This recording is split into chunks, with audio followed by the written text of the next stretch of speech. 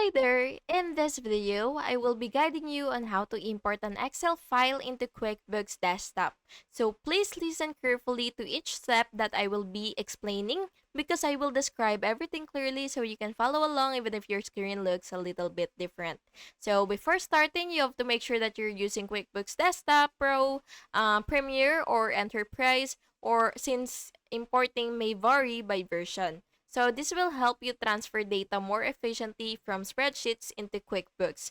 So yeah, once you already have your QuickBooks desktop or whatever version that you may have, you will just make sure to log into your company file.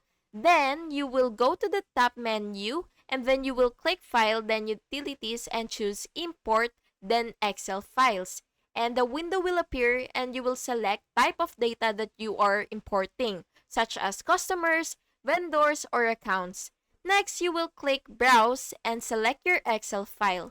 QuickBooks will show you a mapping screen and you will make sure that Excel columns aligns with the QuickBooks fields. And yeah, you will click Next, then you will import so that you will be able to bring your data in.